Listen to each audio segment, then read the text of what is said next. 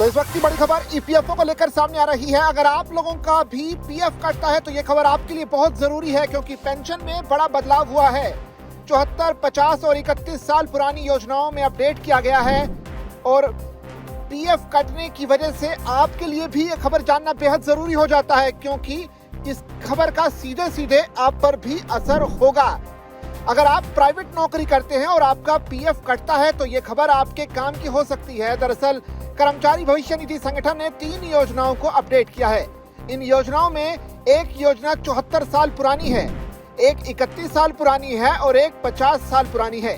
इन तीनों योजनाओं को सोशल सिक्योरिटी कोड के तहत अपडेट करके नया रूप दिया गया है। श्रम एवं रोजगार मंत्रालय ने कर्मचारी पेंशन योजना यानी कि ईपीएस 2026 को नोटिफाई किया है। ये ईपीएफ स्कीम 1952 की जगह एक नया फ्रेमवर्क लाएगी, जिससे पैसे निकालने के नियम आसान होंगे, डिजिटल कंप्लायंस मजबूत होगा और छूट प्राप्त प्रोविडेंट फंड ट्रस्ट के लिए गवर्नेंस के कड़े नियम भी लागू होंगे। एम्प्लॉइज पेंशन स्कीम 2026 ने एम्प्लॉइज पेंशन स्कीम 1995 और एम्प्लॉइज फैमिली पेंशन स्कीम 1971 की जगह ले ली है। ये नई योजना अब सामाजिक सुरक्षा संहिता यानी कि कोड ऑन सोशल सिक्योरिटी 2020 का हिस्सा है और 29 जून 2026 से लागू हो गई है। श्रम एवं रोजगार मंत्रालय ने एम्प्लॉइज पेंशन स्कीम 2026 और employees deposit linked insurance scheme 2026 को भी नोटिफाई किया है।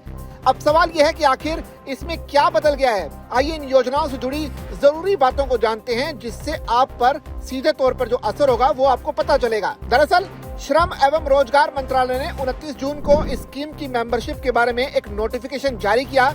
इसमें कहा गया कि हर वो कर्मचारी जो ईपीएफ स्कीम 1952 का मेंबर था या उस स्कीम के बंद होने की तारीख तक उसका मेंबर होना जरूरी था, वो इस स्कीम का मेंबर होगा। नई ईपीएस पेंशन स्कीम में पेंशन फॉर्मूला, कर्मचारी और नियोक्ता का योगदान और कम से कम पेंशन जैसे कुछ नियम पहले जैसे ही रहेंगे। हालांकि पेंशन प्रोसेसिंग, पेंशन फंड के निवेश के तरीके और एक नए नियम जैसे कुछ पहलुओं में बदलाव किए गए हैं। इस नए नियम के तहत अगर ईपीएफओ बिना किसी ठोस वजह के क्लेम में देरी करता है तो 12% का ब्याज भी दिया जाएगा। जो कर्मचारी पहले एम्प्लॉइज पेंशन स्कीम 1995 के सदस्य रहे हैं या जो इस नई स्कीम के शुरू होने के पहले एम्प्लॉइज पेंशन स्कीम 1995 या एम्प्लॉइज फैमिली पेंशन स्कीम 1971 के सदस्य बनने के योग्य थे, वो भी नई ईपीएस पेंशन स्कीम में शामिल होने के पात्र होंगे। अब सवाल यह है कि आखिर ईपीएस 2026 के तहत ईपीएस योगदान का तरीका क्या बदला है। दरअसल नई ईपीएस 2026 स्कीम के तहत पीएफ में योगदान के तरीके में कोई बदलाव नहीं हुआ है। सैलरी पाने वाले कर्मचारियों के लिए कर्मचारी और नियोक्ता दोनों की ओर से वेतन का 12% अनिवार्य योगदान बना हुआ है। नोटिफाई किए गए संस्थानों के लिए मौजूदा 10% की दर लागू रहेगी। सरकार ने वैधानिक वेतन सीमा का ढांचा भी बनाए रखा है, जिसका मतलब यह है कि अनिवार्य योगदान केंद्र द्वारा नोटिफाई की गई वेतन सीमा से जुड़े रहेंगे। वहीं अगर बात करें एम्प्लॉय पेंशन स्कीम की, तो इसके योगदान की प्रक्रिया में भी कोई बदलाव नहीं हुआ है। एम्प्लॉयर यानी कि नियोक्ता तय वेतन सीमा के आधार पर कर्मचारी के वेतन का 8.33% योगदान देना जारी रखेंगे। सरकार भी वेतन सीमा के आधार पर कर्मचारी के वेतन का 1.16% योगदान देना जारी रखेगी। ईपीएस 2026 के मुख्य बदलावों की अगर बात की जाए तो पेंशन क्लेम का निपटारा 20 दिनों के भीतर होगा। देरी से होने वाले क्लेम पर 12% ब्याज मिलेगा।